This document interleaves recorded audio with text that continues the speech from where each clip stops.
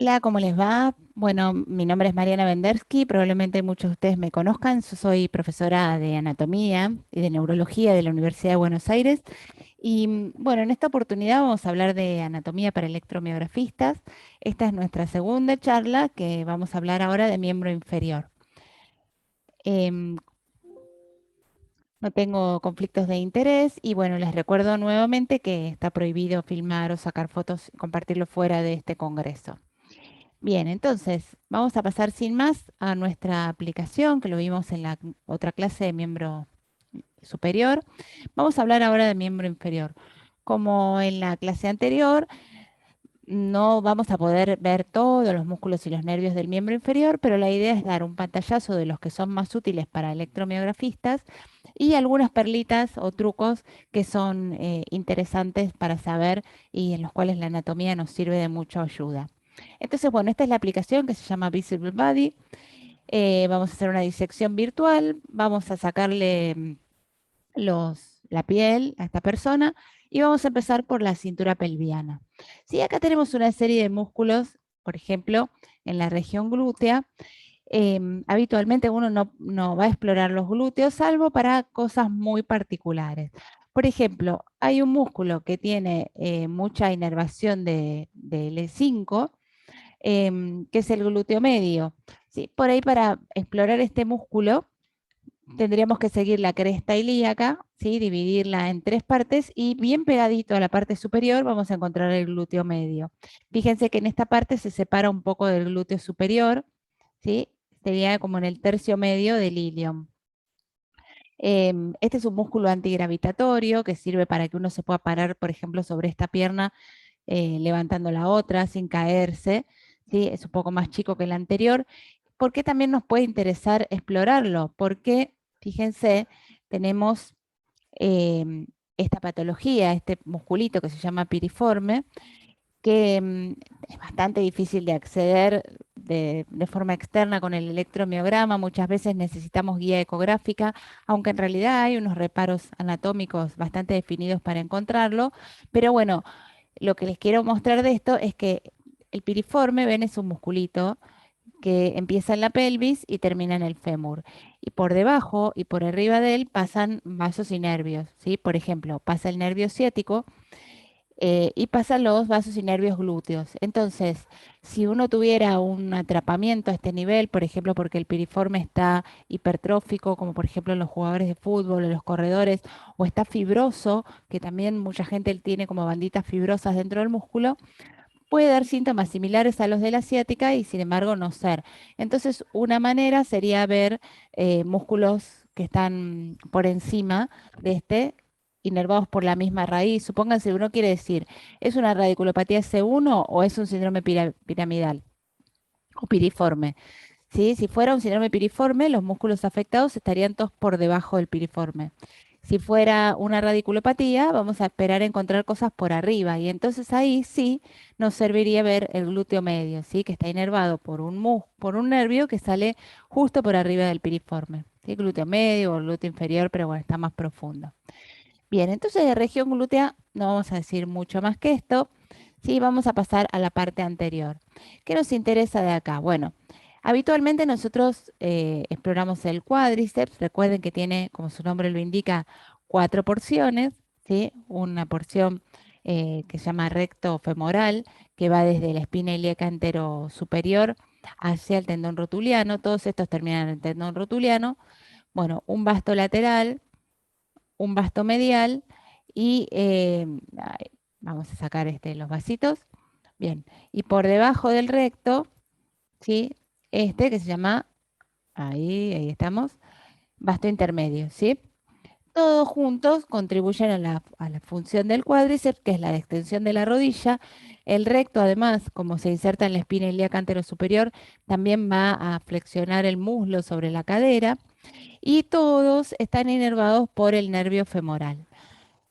Una cosa a tener en cuenta, yo quisiera explorar, por ejemplo, el nervio femoral en algunas cirugías de cadera, sobre todo cuando la cadera se lleva para adelante o cuando hacen abordajes particulares, pueden lesionar el nervio femoral y entonces tener una paresia del cuádriceps. Bueno, ¿cómo hacemos para estimular este nervio? Vamos a volver a poner los vasos, ¿sí?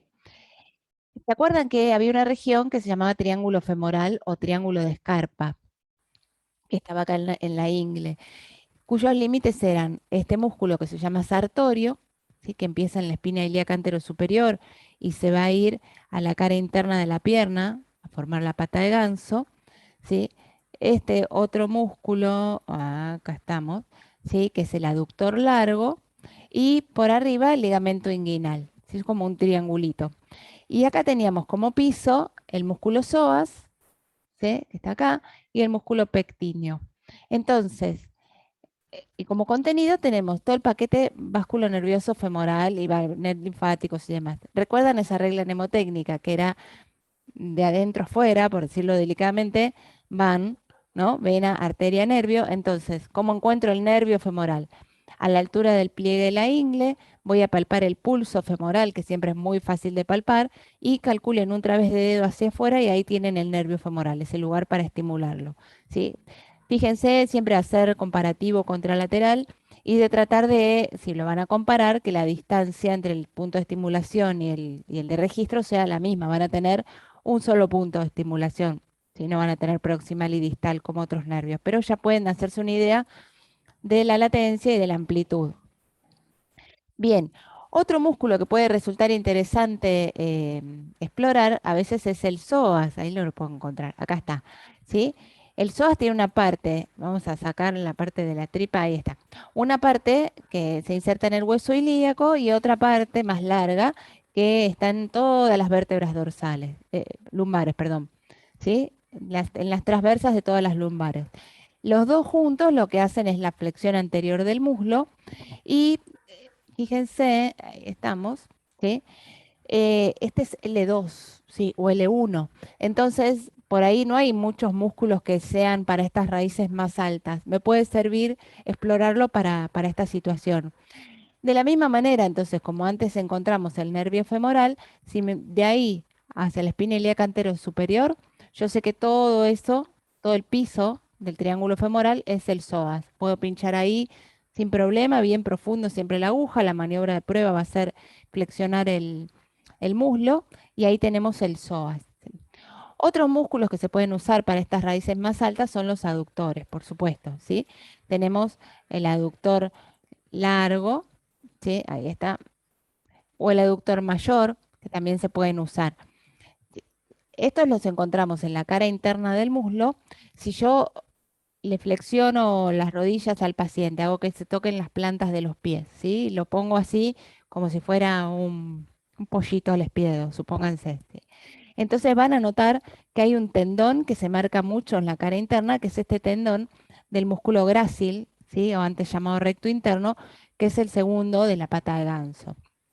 Entonces van a encontrar en relación al grácil, si ustedes lo corren un poquito para adelante o para atrás, justo por debajo, vamos a bajarlo, el músculo que está abajo, que es el aductor mayor. Vamos a sacar, ahí está. ¿Sí?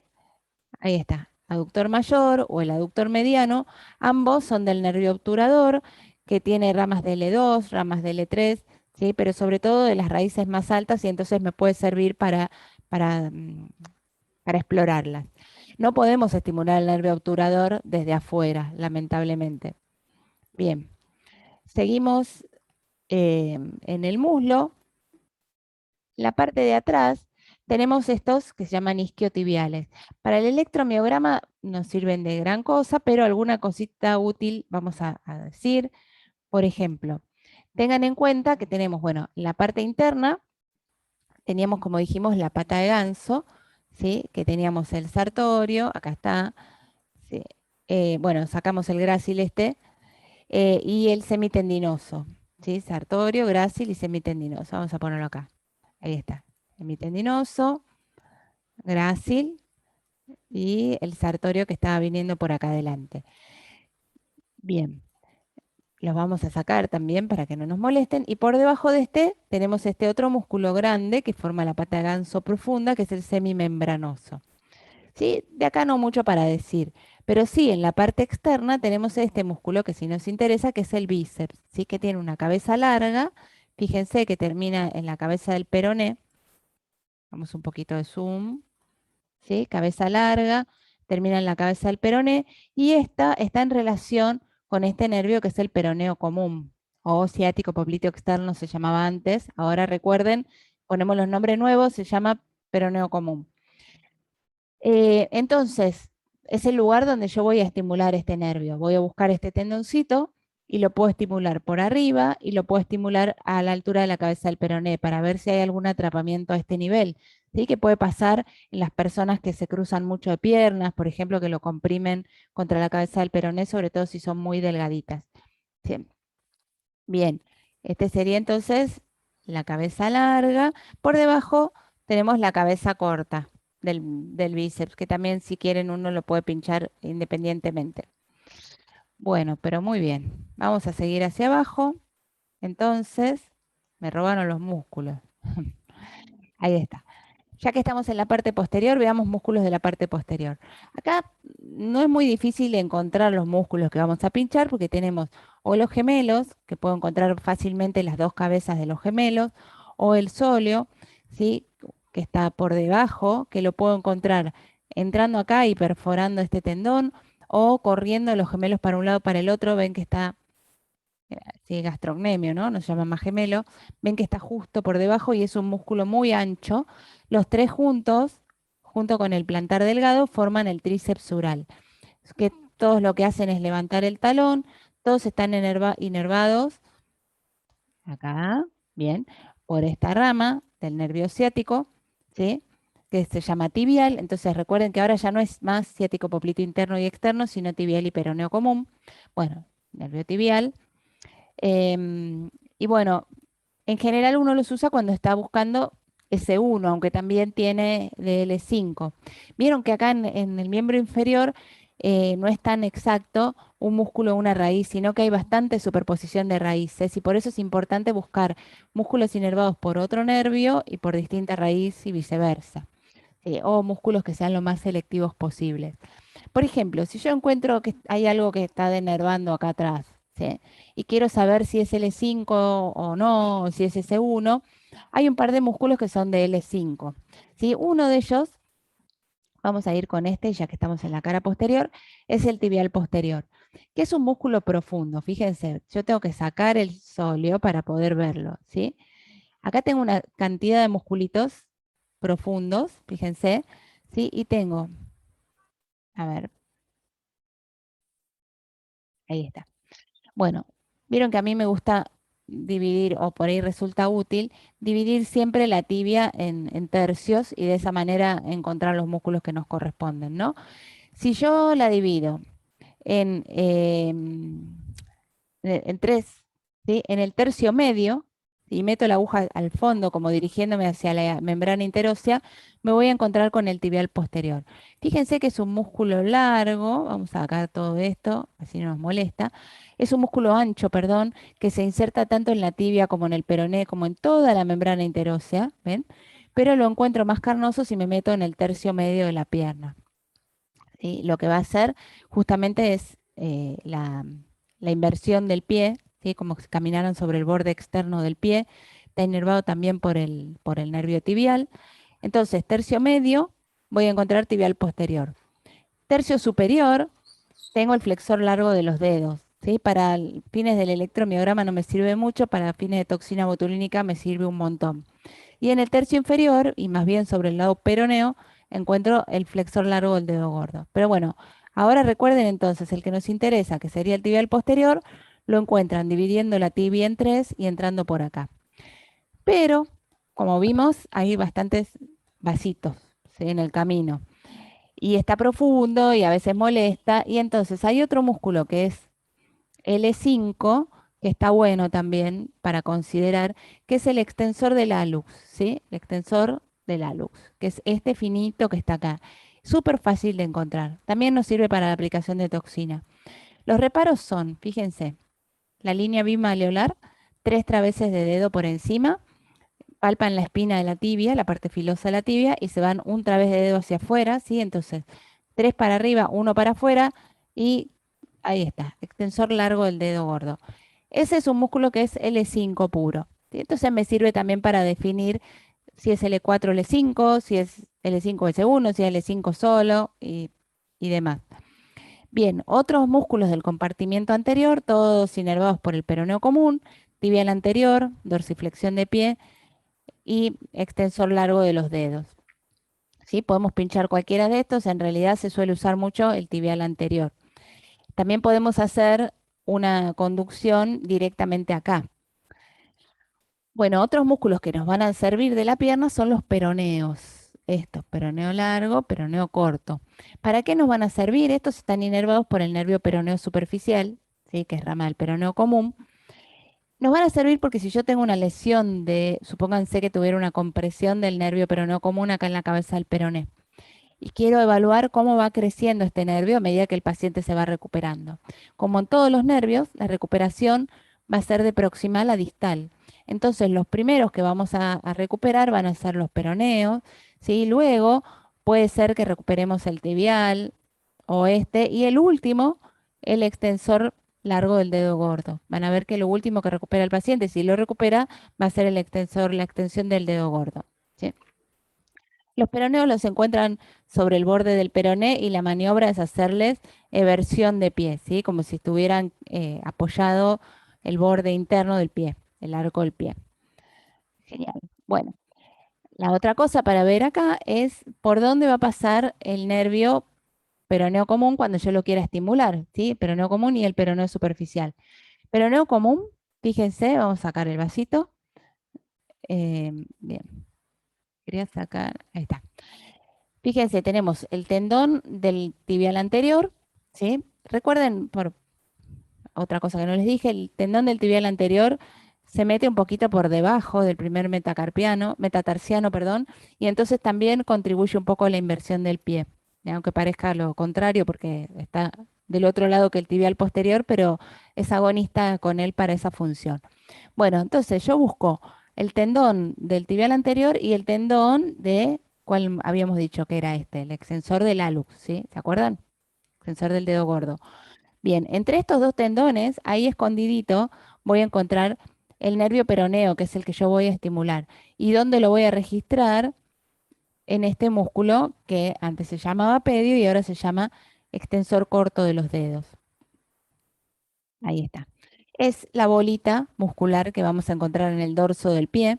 Tiene un fascículo separado para el dedo gordo, pero básicamente extiende todos los deditos. Sí, lo que nosotros tenemos que hacer es buscar esa bolita y si no la encontramos, porque hay pacientes que son viejitos o tienen atrofia, bueno, le pedimos que mueva un poquito o se los movemos nosotros pasivamente los dedos del pie. Ponemos la aguja acá y estimulamos aquí y estimulamos en el peroné como vimos antes. Y luego tenemos el peroneo superficial, que para qué nos va a servir, que es un nervio cutáneo. Entonces, a veces pasa que uno está buscando una neuropatía y el sural es un poco engañoso, ahora lo vamos a ver. Y hay nervios cutáneos que son difíciles de, digamos, está hinchada la pierna o tiene justo una bolita de grasa alrededor del maléolo. O quiero saber si realmente es una neuropatía del peroneo, o sea, si es algo postganglionar o si es algo preganglionar. Recuerden que para eso necesito evaluar la rama sensitiva del nervio. Bueno, esta es la rama sensitiva del nervio peroneo. Entonces, peroneo superficial. Lo voy a buscar, lo voy a estimular por delante del peroneo y lo voy a registrar en el espacio entre el primer y el segundo metatarsiano, ¿sí? Sale una respuesta grandecita, es bastante potente este nervio y le da la sensibilidad justamente a esta parte del pie. Bueno, ya que estamos en el pie, sigamos con los nervios del pie. Tenemos este nervio, que es el nervio sural, ¿sí? Ahí está. Nervio sural, ¿sí? Que va a dar la sensibilidad al borde externo del pie. Ustedes saben que es el nervio que se biopsia, con el caso de biopsiar. ¿Dónde lo vamos a buscar a este? Bueno, justo debajo del maléolo externo voy a poner un primer electrodo de registro. Y luego, sobre el borde lateral del pie, pueden poner el otro electrodo, ¿sí? Si tienen electrodos de superficie o electrodos monopolares. Bueno, y tiene que estimular sobre el borde del peroné, pero miren el trayecto que tiene, ¿sí? Se va metiendo hacia medial. Entonces tengan en cuenta cuando lo están buscando, digamos, la técnica apropiada es 14 centímetros desde el maléolo sobre el borde posterior del peroneo, pero puede ser que se esté yendo para adentro y en ese caso haya bueno, jugar un poco con el estimulador o irse un poco más abajo. Otros nervios hay, entonces sensitivos en el pie. Hemos visto el peroneo superficial, tenemos el sural y otros nervios que son facilísimos y que nadie los explora nunca, pero que son mucho más fáciles que el sural y nos puede servir porque, bueno, ponerle el sello a alguien de una polineuropatía a veces no es tan sencillo, son los nervios plantares, ¿sí? Así como teníamos el mediano y el cubital en la mano, que daban las ramas colaterales digitales para los dedos, también tenemos el plantar interno y el plantar externo, pero que son ramas del mismo nervio, ¿sí? Que es el nervio tibial. Entonces, vamos a sacar la aponeurosis, vamos a sacar la almohadilla, bueno, y ven que acá tenemos estos nervios que están llegando hacia ahí.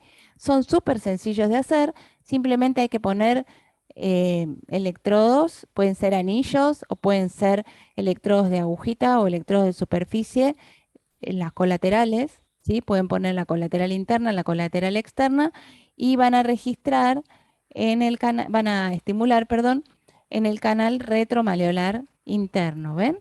Ahí está pasando el nervio tibial posterior. Bueno, es un sitio donde podría atraparse, acá puede atraparse por X cosa, por problemas del tobillo, por, porque tengan una varice que lo esté comprimiendo y eso se llama síndrome del túnel tarsiano, así como existe el túnel carpiano, existe el túnel tarsiano. La manera de buscarlo entonces es estimulando acá. Tienen estas ramas sensitivas. Por supuesto también pueden hacer las ramas motoras, ¿sí? En el abductor del dedo gordo y del quinto dedo. Eso tranquilamente. Pero recuerden que en todos los atrapamientos nerviosos, las ramas sensitivas son los primeros que se va a afectar, entonces por ahí nos da más rédito eso. Eh, y un tip que les paso es que este nervio, aparte de dar la rama plantar interna y plantar externa, cuando se atrapa acá, respeta el talón, ¿sí? Porque la rama para el talón, que es la rama calcánea, la da antes de meterse en todo este retináculo flexor, ¿sí? Ven que acá está lleno de ligamentos, ahí es donde se atrapa. Bueno, la ramita para el talón la da antes. Entonces, si yo tengo también comprometida la sensibilidad del talón, es un atrapamiento superior al túnel tarsiano. También esto mismo lo podemos usar, por ejemplo, para un neuroma de Morton, ¿no? Que recuerden que es un neuroma que está acá en la bifurcación de estos dos. Entonces puedo poner electroditos acá y estimular en el mismo lugar. Bueno, creo que ya estamos bien con la pierna y el pie. Como de costumbre, bueno, hay muchos otros músculos y nervios, pero traté de darles lo más sencillo y lo más útil para un electromiografista. Cualquier cosa les dejo mi correo en la página inicial para cualquier consulta. Y bueno, nos vemos la próxima. Muchas gracias.